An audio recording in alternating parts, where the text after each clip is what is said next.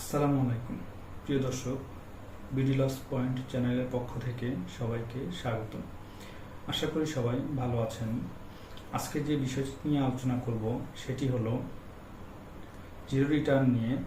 NBR chairman জানিয়েছেন zero return দাখিল করলে 5 বছরের জেল হবে, এই বিষয়টি নিয়ে। তো প্রথমে আমরা দেখে আসি যে কোন বিষয়টির জন্য জিরো রিটার্ন করদাতাগণ দাখিল করছেন। প্রথমত, করদাতাগণ একটি কম্পিউটারের দোকানে চলে যান এবং সেখানে অদক্ষ কিছু লোকজনের দ্বারা জিরো রিটার্ন দাখিল করেন। এখানে অদক্ষ বলতে তারা মূলত করদাতার যে সম্পদ বা আয় ব্যয় এগুলো ঠিকমতো তারা সাবমিট করে না। দ্বিতীয়ত, অনেকে অবহেলা করে এই কাজটি করে রাখেন যে এনবিআর এটা কখনো ধরবে না বা জানতেও পারবে না। তৃতীয়ত হচ্ছে, অনেক করদাতা মনে করেন এনবিআর বা সরকার তার আয় ব্যয়ের হিসাবটি কখনো জানতে পারবে না, তার সম্পদের বিষয়গুলো কখনো জানতে পারবে না, তার ডিপিএস, সঞ্চয়পত্র, এফডিআর এগুলো বিষয়ে সরকার কখনো অবগত হবে না বা সরকার জানার কোনো উপায় নেই। এটা আমরা মনে করি যে অতি চালাকের গলায় দড়ি।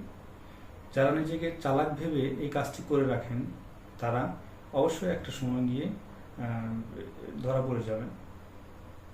তো এনবিআর চেয়ারম্যান যে হিসাবে এই কথাটি বলেছেন যে যদি জিরো রিটার্ন দাখিল করা হয় সেক্ষেত্রে 5 বছরের জেল হবে।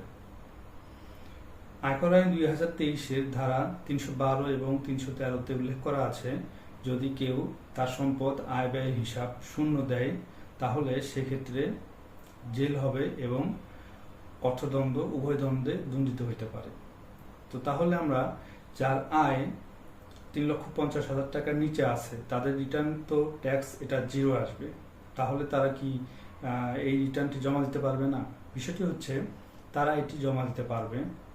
সেক্ষেত্রে তাদের যে পরিমাণ আয় আছে সেটা দেখাতে হবে, তার যে সম্পদ আছে তার যদি ডিপিএস থেকে থাকে, এফডিআর থেকে থাকে এবং অন্যান্য সম্পদ যদি থেকে থাকে তাহলে তার কোনো সমস্যা হবে না।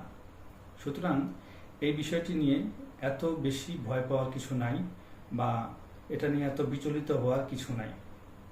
আপনার যদি ক্যালকুলেশন ঠিক থাকে এবং সব কিছু যদি ঠিক থাকে, ক্যালকুলেশন করার পরে যদি কোনো ট্যাক্স না আসে সেক্ষেত্রে এনবিআর আপনাকে ধরবে না।